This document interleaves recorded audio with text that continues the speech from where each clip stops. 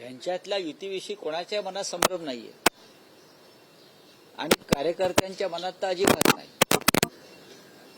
मुंबईसह अनेक महानगरपालिकेत शिवसेना आणि महाराष्ट्र नवनिर्माण सेनेचे कार्यकर्ते एकत्र येऊन कामाला लागलेले आहेत. दोन्ही पक्षांकडून तशा सूचना गेलेल्या आहेत आणि सूचना जाण्यापेक्षाही आधी जे कार्यकर्त्यांमध्ये जो उत्साह आणि मनोमिलन झालेलं आहे ते आम्ही स्वतः अनुभवतो आहोत. बघा की ही युती जी आहे शिवसेना उद्धव ठाकरे आणि महाराष्ट्र नवनिर्माण सेना यांच्यामध्ये युती तर झालेलीच आहे, फक्त जागा वाटपावर शेवटचा काल रात्री पूर्ण झाला. आता राज आणि उद्धवजी यांनी एकत्र येऊन या संदर्भात जो काही जागा वाटपाचा फॉर्म्युला किंवा इतर काही गोष्टी आहेत त्या संदर्भात त्यांना घोषणा करणं तेवढं बाकी आहे. आता ती आज करायची संध्याकाळी की उद्या याच्यावर आम्ही आता निर्णय घेऊ. पण आजपासून नॉमिनेशन म्हणजे उमेदवारी अर्ज भरण्याची सुरुवात झाली आहे, खरं आहे. म्हणजे निवडणूक प्रक्रिया आज सुरू झालेली आहे आणि त्याच्यामुळे आता आम्हाला फार वेगानं काम करावं लागेल. नाशिकमध्ये चर्चा आटपलेली आहे, पुण्यामध्ये विषय संपलेला आहे, कल्याण डोंबिवलीतला विषय संपलेला आहे, ठाणे आणि मीरा भाईंदरला सुद्धा हा विषय आम्ही जागा वाटपाचा संपवल्यामुळे आता इतक्या 7-8 महानगरपालिकांचं काम करताना थोडा वेळ लागतो. त्यात विषय मुंबई महानगरपालिकेचा दोन्ही बाजूच्या कार्यकर्त्यांच्या भावना समजून घेतल्या पाहिजेत. काही विद्यमान नगरसेवक असतात, त्यांच्या जागांची अदलाबदल होत असते युतीमध्ये, तर त्यासाठी लोकांना एकत्र बसवून त्यातून मार्ग काढावा लागतो. तर या सगळ्या गोष्टी जवळजवळ पूर्ण झालेल्या आहेत, या सगळ्या प्रक्रिया पूर्ण झालेल्या आहेत. आता मी थोड्या वेळाने माननीय उद्धवजींशी आणि राजसाहेबांशी बोलून आम्ही त्याच्यावरती निर्णय घेऊ. काय काय नाही, एबी फॉर्मचं वाटप सुरू झालेलं आहे.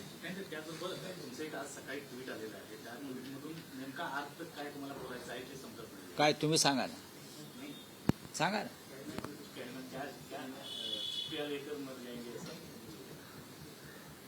हो, माणसाने बोललं पाहिजे. मग शेवटच्या टप्प्यात 2 चमचे पाणी भरताना अरे अरे माझं हे बोलायचं राहून गेलं, ही राष्ट्रीय समस्या आहे. ज्या पद्धतीनं महाराष्ट्रातले निकाल लावण्यात आले, ज्या पद्धतीनं बिहारचे निकाल लावण्यात आले, ज्या पद्धतीनं लोकशाहीचा गळा घोटला जातो, ज्या पद्धतीनं निवडणूक आयोगापासून सुप्रीम कोर्टापर्यंत सर्व संविधानिक संस्था या भारतीय जनता पक्षासारख्या नेत्यांच्या पायाखाली चिरडल्या जातात, त्याच्यावरती जर आता बोललो नाही तर नंतर उशीर झाला आणि बोलायचं राहून गेलं, अशा भावना मरताना येण्यापेक्षा जिवंतपणे आलेल्या बरं. आमच्यासारखे लोक जिवंतपणे लढत आहेत, कारण आम्ही मुडदे नाही आहोत आणि जिवंत माणसं 5 वर्ष वाट बघत नाहीत. हा देश मुडद्यांचा नाही, जिवंत माणसांचा देश आहे. महाराष्ट्र जिवंत माणसांचं राष्ट्र आहे. राऊतसाहेब, आपण म्हणाला की आज संध्याकाळी किंवा कदाचित उद्या ठाकरे बंधूंच्या युतीची अधिकृत घोषणा होऊ शकेल किंवा तसं एक चिन्ह. युतीची घोषणा म्हणण्यापेक्षा जागा वाटपा संदर्भातली घोषणा युती झालेली आहे.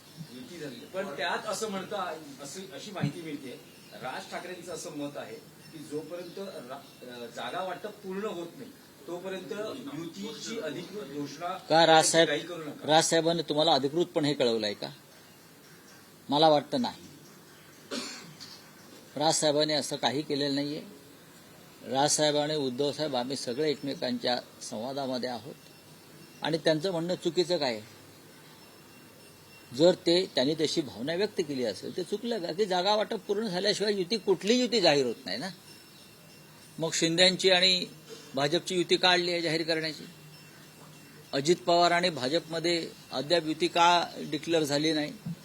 आमच्यामध्ये ही सगळ्या प्रक्रिया पूर्ण झालेल्या आहेत, एवढंच मी सांगू शकतो. त्यात माहीम, शिवडी, विक्रोळी, भांडू असे जे मराठी भाषिक बहुल तुमच्याकडे चुकीची माहिती आहे. त्यात जागा वाटप आम्ही दोन्ही पक्ष एकत्र आहोत आणि मनापासून एकत्र आहोत. जागा वाटपासंदर्भात कुठेही ताणतणाव रस्सीखेच नाही.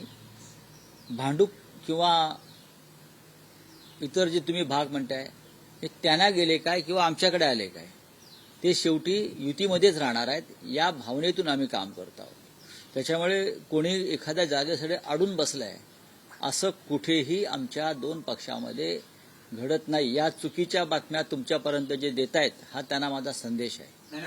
पण त्यांची मागणी आहे की मागणी का नसावी? या भागात मागणी का नसावी? या भागात जागा वाटपा- मनसेचेही आमदार होते, मनसेचेही नगरसेवक होते, तर किमान 3 जागा या सगळ्या मराठी भाषिक बहुल मला भागामध्ये मिळाव्या. नाही अशा पुढ्या कोण सोडतं मला माहित नाही. जागा वाटप अत्यंत फेअर पद्धतीने सुरू झालं आणि त्याच पद्धतीने ते संपलं. अनेक जागांवरती दोन्ही पक्षांचा कार्यकर्त्यांचा अधिकार असतो. एखादी जागा मनसेने मागितली असेल की आम्हाला द्या, त्यात चुकलं काहीच नाही, किंवा आमच्या लोकांनी हक्क सांगितला असेल तर काहीच. आमच्या 84 जागा निवडून आल्या होत्या, त्यानंतर 100च्या वर जाऊन पोचल्यावरती सगळ्यात जास्त अडचणी जागा वाटपात मोठ्या पक्षाला येत असतात. लक्षात घ्या, सगळ्यात जास्त अडचण भारतीय जनता पक्षाची होणार आहे जागा देताना. पण आमच्यामध्ये आणि मनसेमध्ये असा जागा वाटपावरून कोणताही विसंवाद नाही.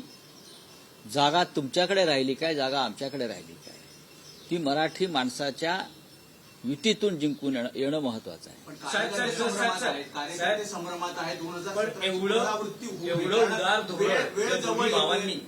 उदार धोरण जर दोन्ही भावांनी स्वीकारलं असेल तर अर्ज भरण्याचा आज पहिला दिवस त्यात काय असताना अजूनही युतीची अधिकृत घोषणा कशा करता पाहिजे?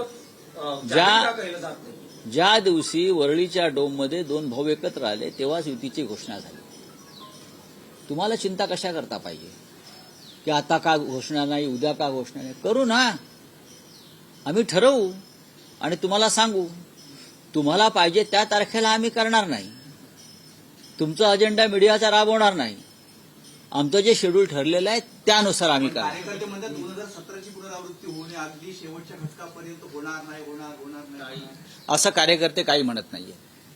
कार्यकर्त्यांशी आमचा संवाद आहे, सगळ्यांशी.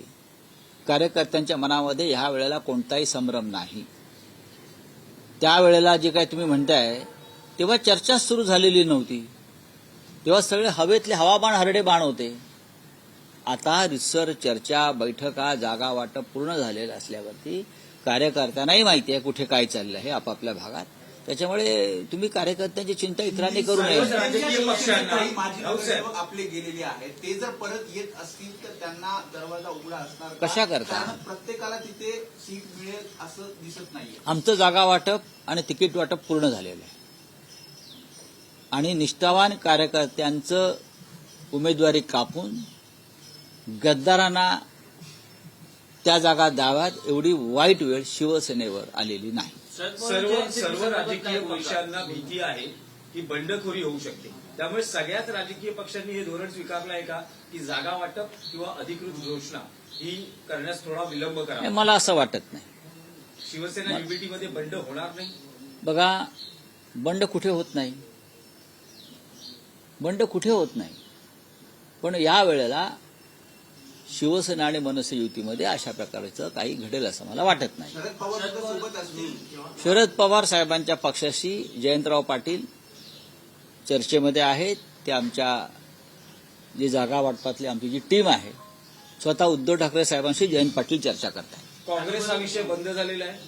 नक्कीच आम्ही शेवटपर्यंत प्रयत्न करू की कुठे कटुता न ठेवता आपण मुंबईमध्ये लढू आणि भविष्यामध्ये निवडणूक निकाल झाल्यावरती सुद्धा आपल्याला मुंबईच्या रक्षणासाठी एकमेकाला कशी मदत करता येईल या संदर्भात आमची वरिष्ठ स्तरावर चर्चा झालेली आहे. म्हणजे निवडणुकांच्या निकालानंतर नाही, मला असं म्हणता राऊतसाहेब, म्हणजे निवडणुकीच्या निकालानंतर जर काही परिस्थिती निर्माण झाली आणि काँग्रेसची मदत लागली तर ती घेतली जाईल. मग काँग्रेस का भाजपला मदत करणार का? साधा प्रश्न आहे ना. काँग्रेसची लढाई सुद्धा राष्ट्रद्रोही, जातंध आणि धर्मांध आणि महाराष्ट्र लुटणाऱ्या प्रवृत्तीविरुद्ध आहे. काँग्रेसला नगरपालिका निवडणुकीत चांगलं यश मिळालं, आम्ही त्यांचं अभिनंदन केलेलं आहे. आणि जर काँग्रेसला काही चांगल्या जागा मिळाल्या आणि त्यांची आम्हाला गरज लागली तर नक्कीच त्यांची मदत घेतली जाईल. पण शिवसेना आणि मनसे युती व राज ठाकरे व उद्धव ठाकरे जेव्हा एकत्र आलेले आहेत तेव्हा आम्ही 100चा आकडा 100% पार करतो. त्याचबरोबर दोन्ही राष्ट्रवादी या पुण्यामध्ये एकत्र येताना पाहायला मिळत आहेत. पिंपरी चिंचवडमध्ये आणि घड्याळ या चिन्ह एका चिन्हावर लागण्यासाठी आता बघा, हा त्यांचा प्रश्न आहे. जर उद्धव आणि राज ठाकरे साहेब एकत्र येत आहेत तर काका पुतणे एकत्र आले तर आम्ही का टीका करावी? जर आम्ही एकत्र येतोय घरामध्ये, कुटुंबामध्ये, म्हणजे राजकीय दृष्ट्या असेल, आम्ही राजकीय दृष्ट्या नाही, आम्ही भावनिक दृष्ट्या, तर ते एकत्र आले म्हणून त्यांच्यावर टीका करणं मला योग्य वाटत नाही. नाही, पण परवाच्या दिवशी राऊत साहेब तुम्ही एक असं मत व्यक्त केलं की अजित पवारांशी हात मिळवून भाजपशी. म्हणजे भाजपला 100% आणि काँग्रेसकडे मदत. असं याबाबत माझं शरद पवार साहेबांशी बोलणं झालं, पण त्यांनी अशा प्रकारे काही घडेल म्हणजे भाजपशी हात मिळवणी केली जाईल याबाबत त्यांनी शंका व्यक्त केली. काँग्रेसच्या हायकमांडशी संवाद साधला जातो, परंतु स्थानिक पातळीवरती तुमचं काही बोलणं सुरू आहे का? मैत्रीपूर्ण लढती आणि बघा, स्थानिक पातळीवरती आमची सातत्यानं चर्चा सुरू आहे. हे आमचे सहकारी आहेत महाविकास आघाडीतले. जर कोणाला वाटत असेल की महाविकास आघाडी तुटली, अजिबात तुटलेली नाही. महाविकास आघाडी कायम आहे.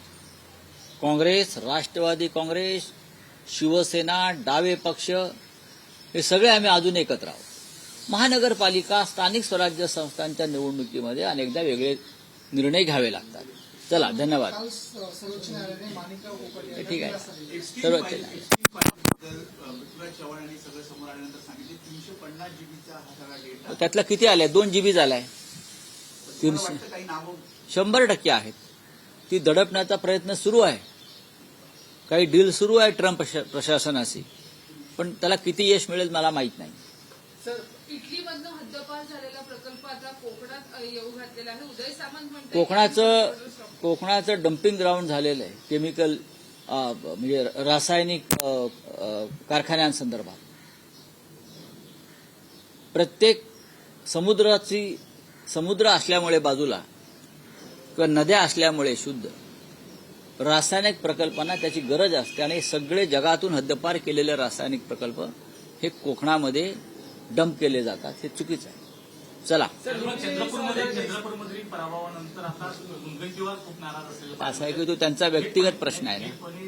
पक्षाला ते कारणीभूत ठरत आहे की बघा, सुधीर मुनगंटीवार हे पक्षाचे ज्येष्ठ नेते आहेत, ज्यांना आम्ही ओरिजिनल म्हणतो, 100 नंबरी सोनं, असे सुधीर भाऊ आहेत.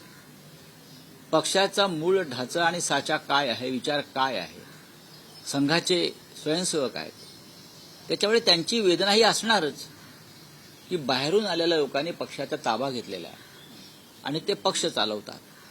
ही एका सच्च्या कार्यकर्त्याची वेदना असते, ज्यांनी पक्षासाठी आयुष्य वेचलेलं आहे, ज्याने पक्षासाठी संघर्ष केलाय, लाठ्या खाल्ल्या, तुरुंगवास भोगला.